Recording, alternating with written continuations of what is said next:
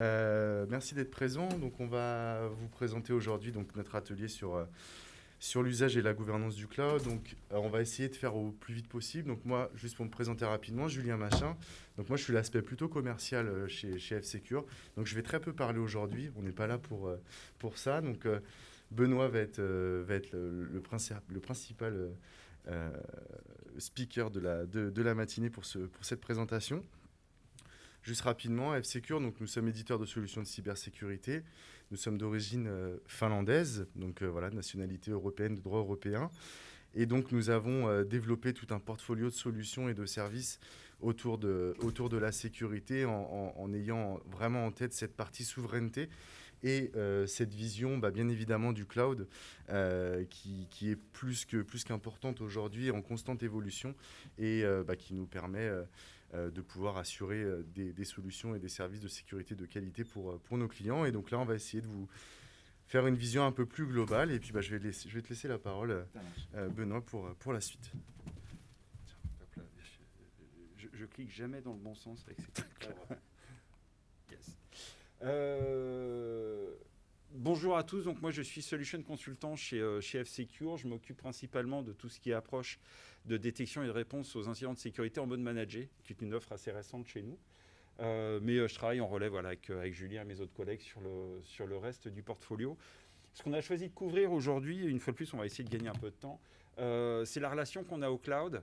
Alors j'ai une mauvaise nouvelle, je ne vais rien vous apprendre, mais c'est juste des rappels qu'on va essayer de faire sur un certain nombre de bonnes pratiques. Et comme vous pouvez le voir, on va essayer de partir de la gouvernance qui est un peu, comment dirais-je, bien avant la technique, je dirais la phase préalable et nécessaire à toute approche de la sécurité. On va essayer d'appréhender le modèle de responsabilité. Une fois de plus, ça va être un rappel. Aujourd'hui, quand on consomme du cloud, on consomme du cloud de différentes manières. Il y a du IaaS, du PaaS, du SaaS, il y a énormément d'offres. Il est important de savoir qui fait quoi dans ces offres-là. Et surtout, il y a 2-3 choses à bien garder en tête. On va avoir une approche spécifique sur la donnée qui va être un peu le focus du jour. Et on ouvrira évidemment sur la fin sur une approche de la visibilité qui est un des grands challenges de la cyber. Garder la visibilité sur ce qu'on fait, sur ce qui se passe et se garantir la possibilité de prendre de bonnes décisions. Et pour terminer, on verra comment on peut challenger ces cloud service providers, parce que c'est une brique très importante de la démarche. Donc voilà, il est 11h10, on a 20 minutes, et on va faire feu. Hop, le bouton à droite. Yes. Très rapidement, les modèles de gouvernance, quand on parle de cybersécurité, alors j'en ai pris 2 ici qui sont les plus connus, ISO 27001 et le NIST. En fait, on n'a rien inventé de spécifique. On fait de la route naming, donc du Plan, Do, Check, Act. C'est de l'amélioration permanente. Donc, c'est se mettre dans une posture à un instant T, mettre en place des outils, mettre en place de la visibilité, mettre en place du monitoring, mettre en place des mesures techniques, des mesures organisationnelles et vérifier la manière dont elles fonctionnent. Et si ce n'est pas satisfaisant, les améliorer. Et à chaque fois, en fait, en inducteur de cette roue, on va prendre des nouvelles menaces, on va prendre des nouvelles, des nouvelles informations qui vont nous permettre d'adhérer au maximum, je dirais, au contexte de cybersécurité actuelle, la manière dont les groupes cybercriminels fonctionnent, les malwares qu'ils utilisent, les vulnérabilités qu'ils utilisent, la manière... je m'éloigne du micro. Pardon. La manière dont ils peuvent opérer, la manière dont ils peuvent attaquer. Donc tout ça va représenter, je dirais, la somme des inducteurs qu'on va mettre dans cette roue de naming et qui vont nous permettre justement de garantir une bonne visibilité, des bonnes mesures et un bon retour sur la sécurité. On ne pourra jamais reprocher à quelqu'un d'avoir mis en place une gouvernance de la sécurité. C'est un point très important donc, à garder en tête. Et bien évidemment, je reviens là-dessus parce qu'on va le voir très rapidement, ça s'applique au cloud. Ça s'applique au cloud également. Et le principe les grands dangers même de la gouvernance de la sécurité vis-à-vis du cloud, c'est ceux que j'ai listés ici. C'est un problème de visibilité, c'est on doit pouvoir suivre les utilisations, quel que soit le modèle adopté, une fois de plus. Qui fait quoi sur du cloud ? Je vous donne un exemple. Une entreprise, il y a quelques années de ça, avait contractualisé un certain nombre de services auprès d'Amazon. Et un jour, un développeur s'est dit, tiens, je vais en profiter, je vais instancier une machine et je vais tester si mon développement fonctionne sur des données de prod. Donc, il a copié ces données de prod dans le cloud et bizarrement, elles ont disparu assez rapidement. Donc voilà, il faut pouvoir surveiller les usages qui sont faits, s'assurer qu'ils rentrent dans les best practices, qui sont conformes à la politique de sécurité qui est en place. On y reviendra juste après.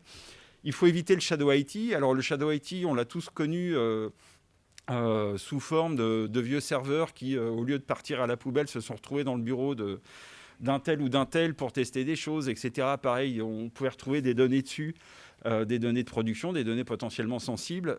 Et ces données-là, finalement, étaient hébergées sur des serveurs qui étaient plus maintenus, plus surveillés, qui représentaient potentiellement un danger pour la confidentialité de ces données-là.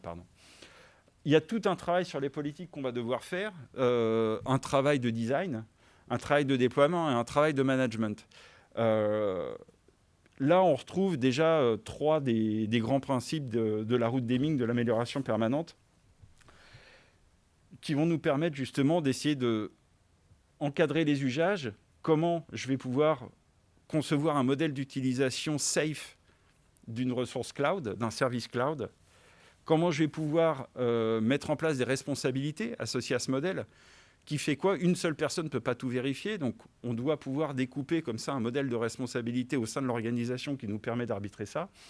Et toute une partie policy management, évidemment, on va pouvoir au quotidien vérifier l'efficacité de ces mesures et surtout vérifier que ces mesures sont bien appliquées, bien mises en place. Ça demande du travail, ça demande de la ressource, évidemment, vous vous en doutez. Et bien évidemment, il y a toute une partie automatisation.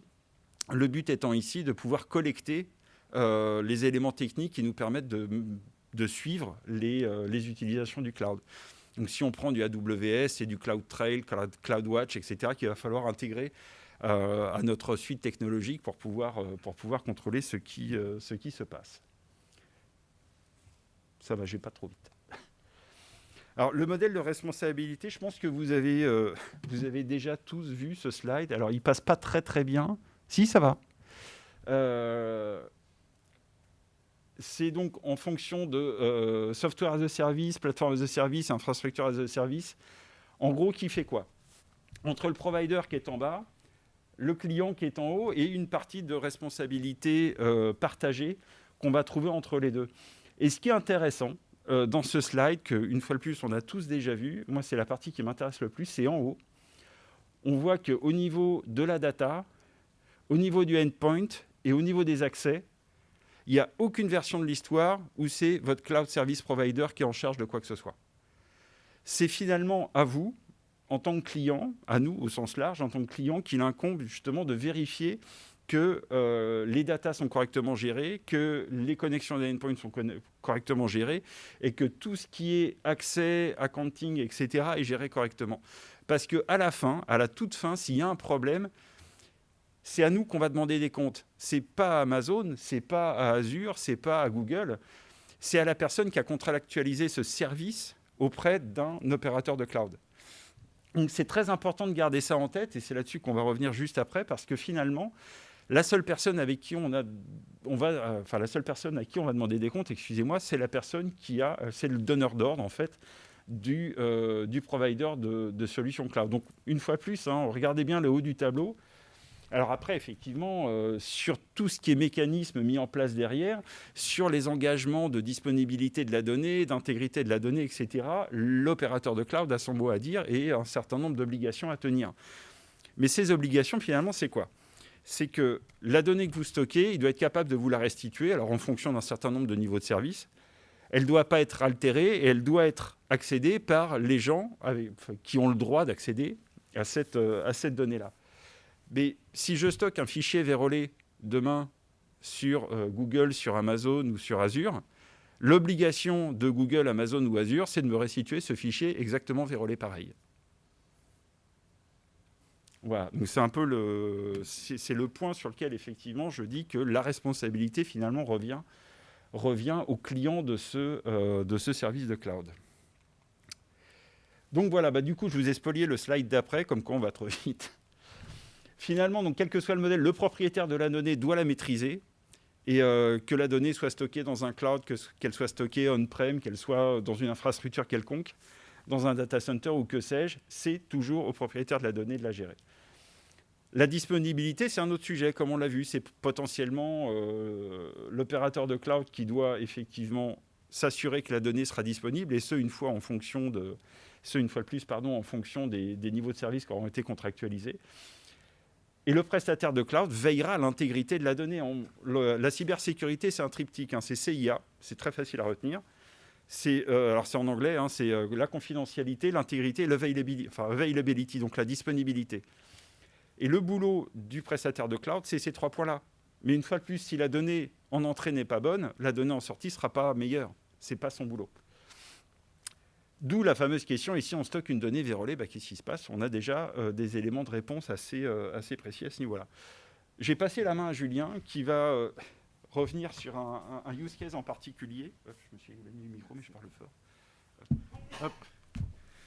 Effectivement, on s'est dit que ce serait intéressant de présenter un use case applicatif, sur une application qui est beaucoup utilisée en entreprise, pour justement montrer ce modèle de responsabilité entre la donnée que vous allez pouvoir récupérer, qui va être stockée, là pour le coup on est sur l'outil Salesforce, et justement comment contrôler son intégrité et comment s'assurer qu'elle n'est pas vérolée.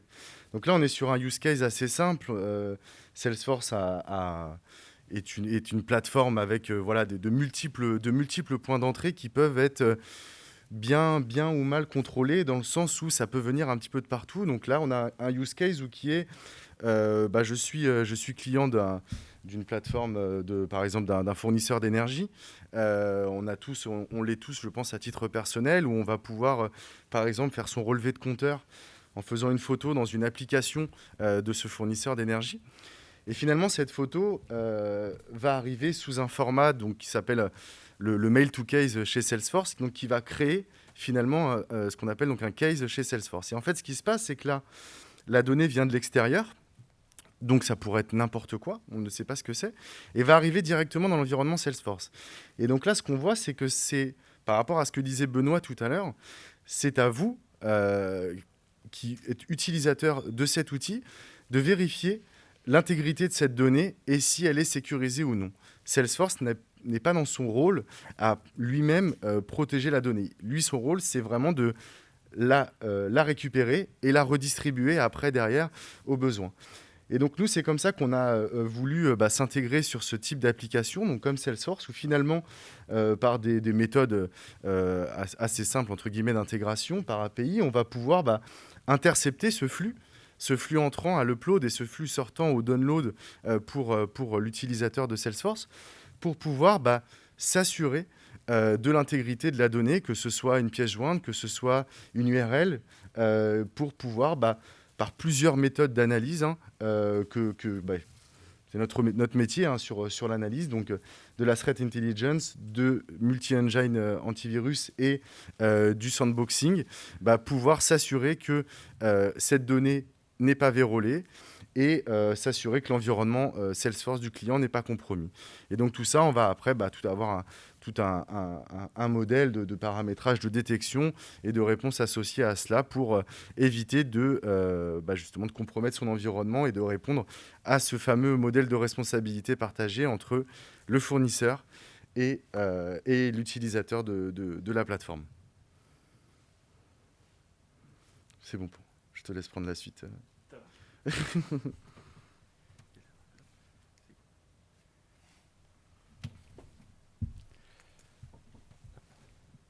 Donc du coup, comment appréhender, c'est un peu l'ouverture de l'atelier aussi, comment appréhender son environnement cloud d'un point de vue de la cybersécurité, une fois de plus. On l'a dit, c'est suivre les usages. Donc un moyen que vient de présenter Julien, une fois de plus, qui est de tracer ce qu'on va monter dans les couches cloud de notre infrastructure, détecter les écarts. Donc ça, c'est suivre les comportements, les tentatives d'abus. Le syndrome de Superman, je ne sais pas si vous connaissez. En gros, une fois de plus, on va pouvoir connecter des éléments de détection à tout ce qui va être technologie de monitoring des offres cloud, chez AWS, chez Azure, etc. Et le syndrome de Superman, c'est vous avez par exemple un Benoît Melin qui à 11h55 se connecte depuis Paris, et puis à 11h58, vous avez le même Benoît Melin qui se connecte depuis New York. Donc il y a deux solutions. Soit effectivement, c'est une tentative comment dirais-je, de piratage, soit Benoît Molin et Superman. Et voilà, il y a une des solutions qui est assez peu réaliste. Donc on va pouvoir essayer de détecter ce type d'écart, une fois de plus, en s'appropriant les outils de monitoring des services de cloud. Suivre les identités, hein, une fois de plus, alors les identités au sens large, encadrer les usages du point de vue de la sécurité, qui fait quoi, quand, etc. Essayer de réduire au maximum les droits que l'on donne à chaque personne pour pas qu'il y ait la tentation d'aller un peu plus loin que ce qu'on ait le droit de faire, pour pas qu'il y ait des comportements dangereux associés à l'utilisation de ce service cloud.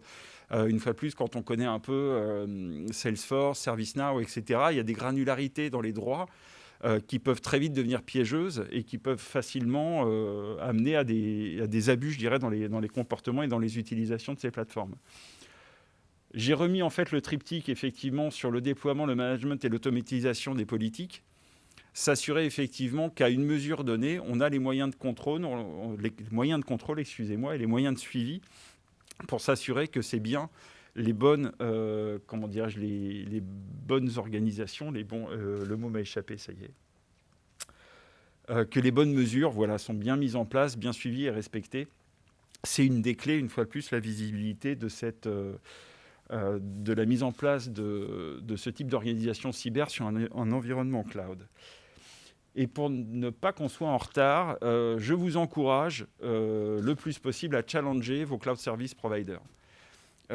Aujourd'hui, on a ce qu'on appelle le vendor risk management qui ne s'applique pas que aux opérateurs de cloud, hein, mais à énormément d'autres prestataires externes, d'autres partenaires, hein, dans quel que soit votre écosystème. Mais il faut intégrer les CSP comme un acteur de la sécurité, c'est-à-dire qu'il est soumis quelque part au même devoir de reporting et au même devoir de mise en place des contraintes de sécurité qu'un acteur interne. Et il faut contractualiser ces aspects-là avant de consommer le service. Il faut une fois de plus que les responsabilités, je vous rapporte à la matrice qui était un peu plus haut, il faut que les responsabilités soient claires, partagées et acceptées par tous. Il faut soumettre cet acteur aux mêmes contraintes de reporting, on se l'est dit, mais ce qui veut dire qu'il doit être capable à la demande ou sur des revues de services régulières de venir avec un état des lieux précis de ce qui se passe, de ce qui est fait et il doit être capable de présenter les preuves comme quoi son rôle dans la sécurité est bien rempli, et ce, conformément à votre propre politique. Et il est aussi important de pouvoir convenir de moyens de test, donc par exemple du red teaming, du pen test, etc., pour valider la posture naturelle de sécurité de cet acteur du cloud. Des boîtes comme ServiceNow, par exemple, embarquent dans leurs propositions de contrat des tests de red teaming, par exemple. Donc, c'est des choses qu'il ne faut pas hésiter à solliciter, à aller voir avec eux et de voir dans quelle mesure, justement, vous pouvez vous rassurer, vous, en tant qu'utilisateur de ces services, sur la posture de sécurité des opérateurs de cloud. Il est 11h25. Je n'ai jamais été aussi à l'heure de ma vie. Est-ce qu'il y a des questions en particulier? Oui. Comment ça s'intègre Secure avec par exemple un portail Office 365? Alors, je te laisse le spécialiste. Alors, on va être exactement sur le même modèle que j'ai présenté avec le use case pour Salesforce. C'est-à-dire que nous, on a vraiment fait le choix de faire des solutions cloud to cloud par API, mais déjà finalement intégrées par nos soins. C'est-à-dire qu'on n'est pas sur un modèle CASB global où vous allez avoir du développement à faire sur vos différentes applications cloud. On a déjà fait le travail en amont finalement pour pouvoir être intégré de manière très simple, hein, parce qu'on prend l'exemple de Microsoft, vous rentrez votre tenant en fait dans la solution F-Secure et l'ensemble de vos utilisateurs en 30 à 45 minutes sont protégés directement par la solution. Donc on va être sur ce modèle-là où finalement on va avoir un portfolio de solutions cloud qui grossit de mois en mois, d'année en année, pour éviter d'avoir une solution globale CASB où il y aurait finalement beaucoup de développement de votre part derrière pour pouvoir s'intégrer.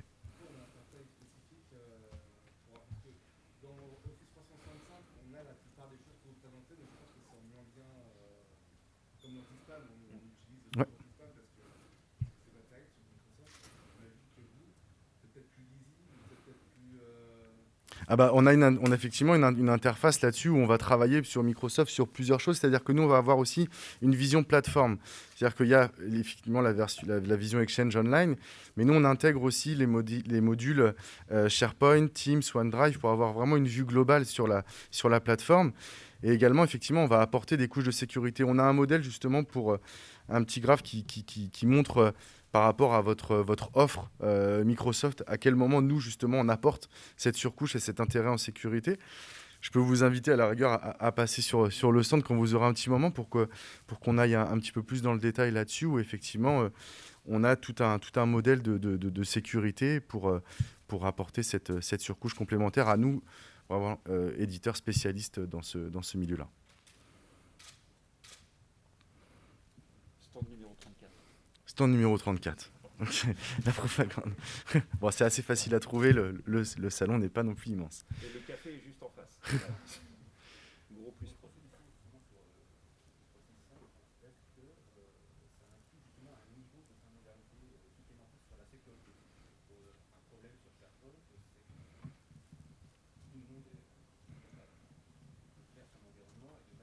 Oui.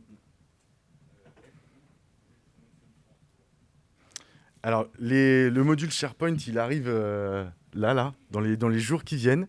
Donc, effectivement, on a cette gestion finalement de la granularité. Elle va être faite par rapport à plusieurs choses. Déjà, par rapport au compte, dans le tenant Microsoft, justement, sur la compromission au nom du compte, où on va pouvoir avoir justement des droits ou pas si le compte, on voit qu'il a été concerné par une campagne de phishing ou que son mot de passe a été volé. On va pouvoir avoir derrière la possibilité d'un peu isoler le compte le temps que tout soit remis en ordre. Et ça va se tenir sur l'ensemble du tenant, en fait, derrière. Donc, effectivement, on va pouvoir après, derrière, en termes de fichiers, je n'ai pas encore tous les détails, mais pouvoir apporter justement une notion d'utilisateur et de droit sur la gestion et la sécurité après derrière du produit.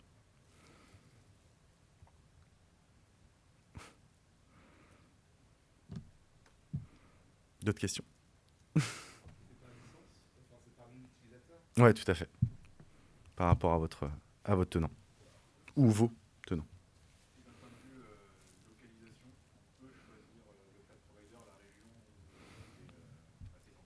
Alors nous, c'est totalement centralisé. Donc on propose donc un cloud, par contre 100% européen. Donc que ce soit pour n'importe quelle de nos solutions. Parce que là, c'est vrai qu'on a parlé de cloud protection, mais que ce soit nos solutions endpoint, nos solutions d'EDR et de scanner de vulnérabilité que l'on propose. On est sur notre cloud qui est 100% européen avec de multiples lieux justement de redondance pour assurer un service complément. Et effectivement, aujourd'hui, on n'a pas ce choix derrière de localisation. C'est une réflexion pour le marché français, mais c'est aussi le petit incident de fournisseur cloud français nous a fait aussi un petit peu réfléchir sur la stratégie justement à adopter. Est-ce qu'il vaut mieux être finalement disponible un petit peu partout et n'importe quand que sur un marché bien spécifique? C'est une vraie réflexion qu'on a aujourd'hui. En fait, il y a un niveau de maturité d'un point de vue purement industriel. Je ne parle pas forcément que de sécurité, etc. Mais d'un point de vue purement industriel, on a des attentes très hautes, justement par rapport à la disponibilité, par rapport à l'intégrité des données, par rapport aussi à la manière dont nous, on challenge nos propres cloud service providers. Donc c'est vrai qu'aujourd'hui, on n'a pas trouvé encore en France aujourd'hui, mais c'est un travail qui est en cours, l'acteur qui nous permettrait justement d'avoir tous ces curseurs là où on les veut. Pour l'instant, la situation est là.